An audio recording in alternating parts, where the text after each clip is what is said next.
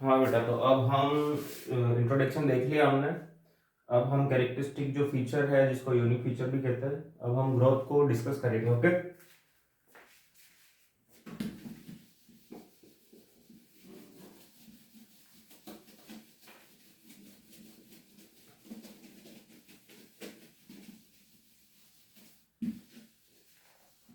तो हेडिंग डाल लो बेटा, ग्रोथ।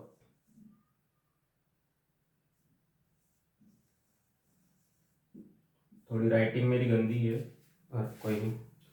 ये क्या है बेटा? Characteristic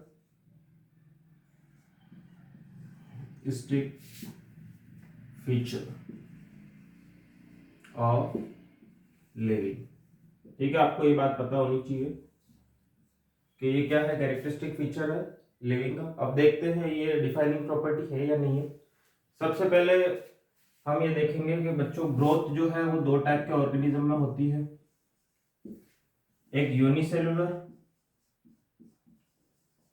other one is multi cellular. बेटा यूनिसेलुलर और मल्टी सेलुलर क्या होता है उसके बारे में डिस्कस कर लेते हैं। यूनिसेलुलर ऑर्गेनिज्म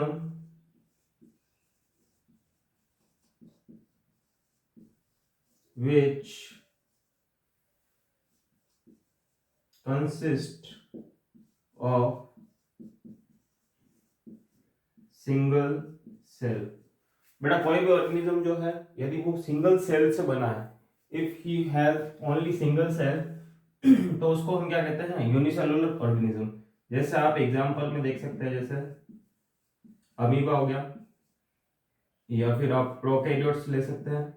प्रोकैरियोट्स में हमारे पास क्या आ जाएंगे बेटा, बैक्टीरिया आ जाएंगे। ठीक है, बैक्टीरियाज। अब मल्टीसेलुलर ऑर्गेनिज्म क्या होता है? Organism which is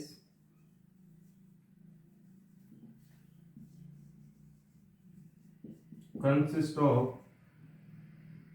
two or more cells is known as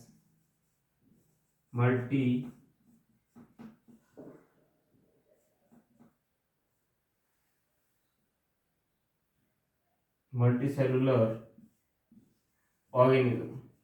आगे बेटा समझ में, कोई भी ऑर्गेनिज्म जो है यदि वो दो और दो से ज्यादा सेल से अगर बना है तो वो मल्टीसेलुलर ऑर्गेनिज्म कहलाएगा। यदि इसके अंदर एग्जांपल देंगे तो इसके अंदर आ जाएगा जैसे एनिमल सेल्स, एनिमल सेल के अंदर आ जाएगा हमारे पास ह्यूमन सेल,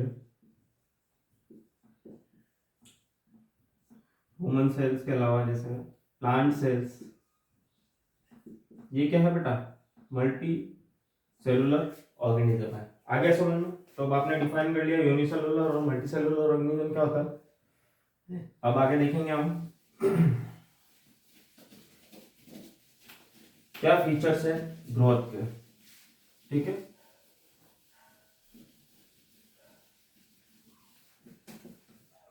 बेटा जो ग्रोथ है,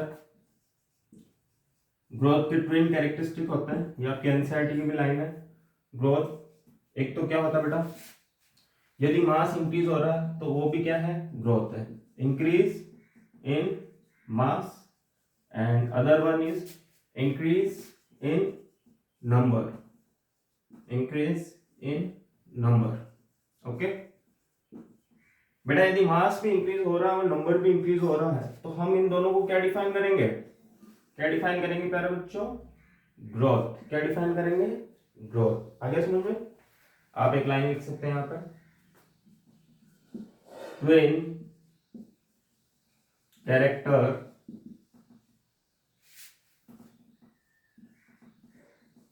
स्टिक ऑफ ग्रोथ। चलो यहां तक नोट करो। चलो बेटा, अब हम नेक्स्ट देखेंगे इसके अंदर। ग्रोथ आपने नोट कर लिया होगा।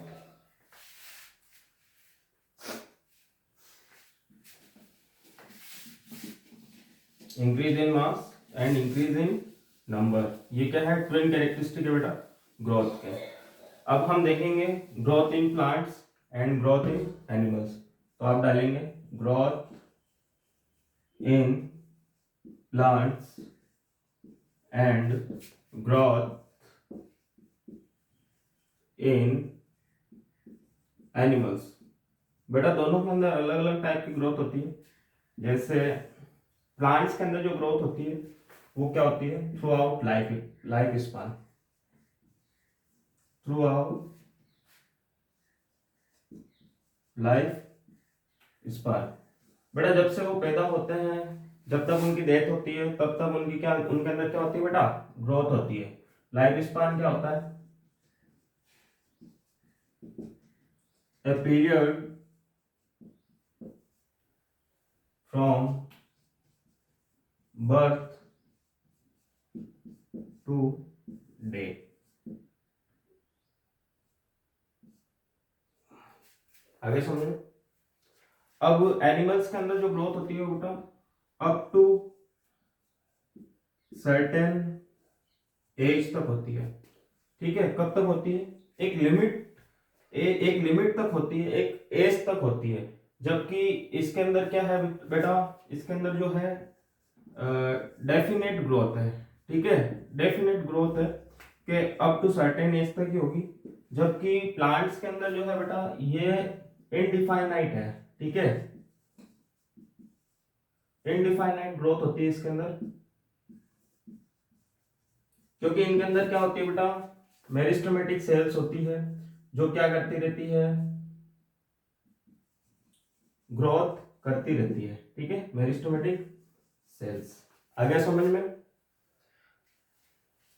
तो आपने डिफरेंस देख लिया कि इसका आपको इसके अंदर क्या मेन लर्न करना है कि इनके अंदर जो ग्रोथ होती है वो थ्रू आउट लाइफ स्पान होती है, जबकि इनके अंदर क्या होती है, एनिमल्स के अंदर अप टू सर्टेन एज तक होती है। ओके, अब एक चीज और मोस्ट इंपॉर्टेंट है ग्रोथ के अंदर जो आपको समझना बहुत जरूरी है,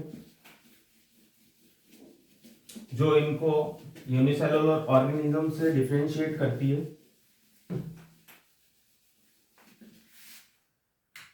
बेटा यदि आपको यूनिसेलुलर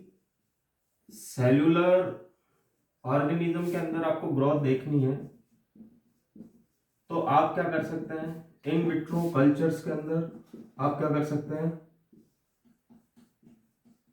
ग्रो कर सकते हैं। ठीक है, सेल्स को, इससे आपको उनकी ग्रोथ दिख जाएगी।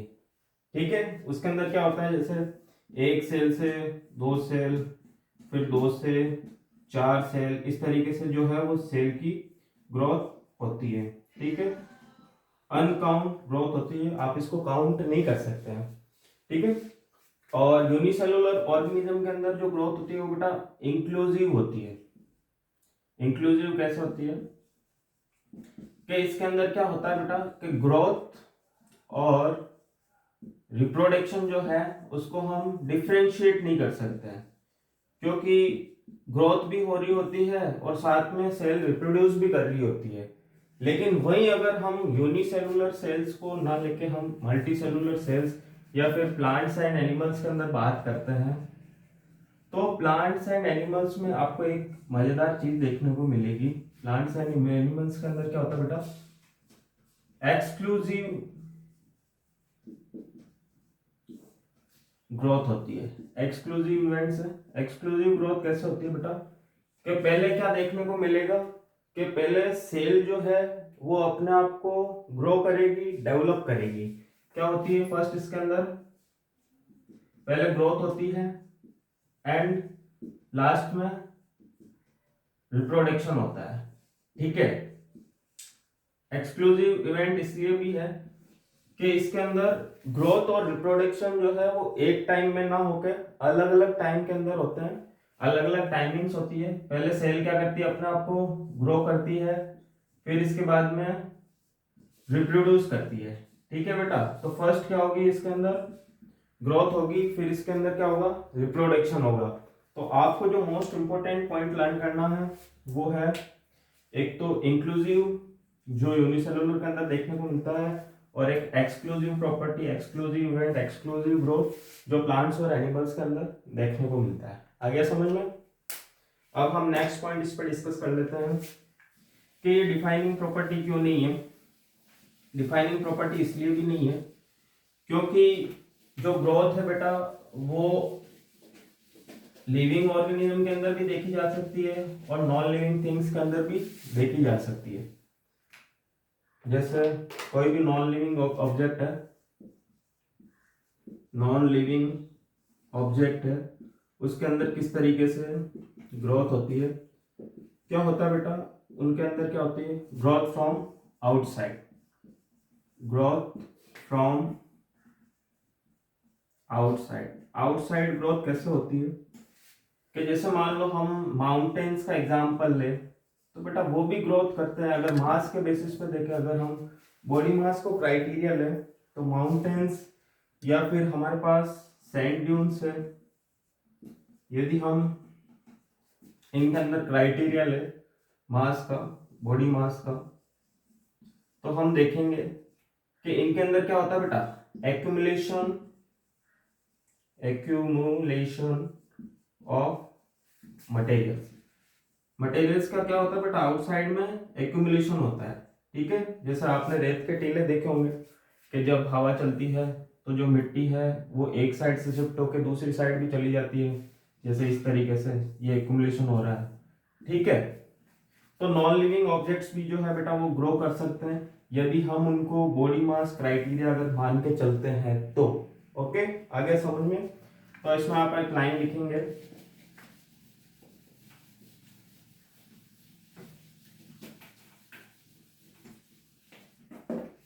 इसमें लिखेंगे आप,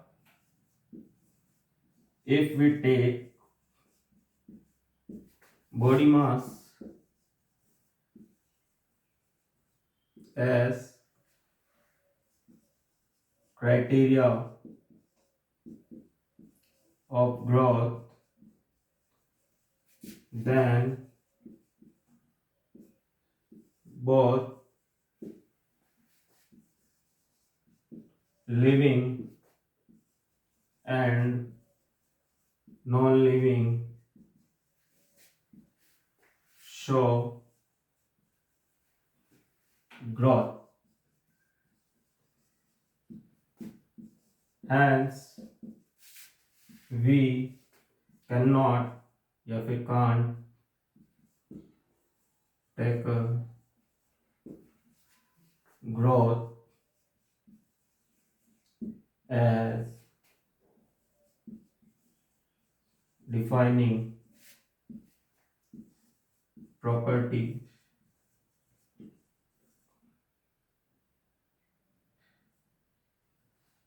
of living organism। बेटा यदि हम बॉडी मास को क्राइटेरिया लेते हैं ग्रोथ का, तो इसके अंदर क्या है कि जो लिविंग है और नॉन लिविंग जो है दोनों क्या करते हैं, ग्रोथ शो करते हैं बेटा। इसलिए हम इसको डिफाइनिंग प्रॉपर्टी नहीं ले सकते लिविंग की, क्योंकि डिफाइनिंग प्रॉपर्टी वही होती है जो सिर्फ लिविंग को डिफाइन करती है। लेकिन यहाँ पे जो ग्रोथ है वो नॉन लिविंग ऑब्जेक्ट्स में भी हो रही है और लिविंग ऑब्जेक्ट्स में भी हो रही है। आगे समझ में। इसलिए ग्रोथ क्या है, यूनिक फीचर तो है, कैरेक्टरिस्टिक फीचर तो है, लेकिन क्या नहीं है, डिफाइनिंग प्रॉपर्टी नहीं है। Defining property of living. I hope आपको समझ में आया होगा। तो thank you so much and enjoy your study and do your best.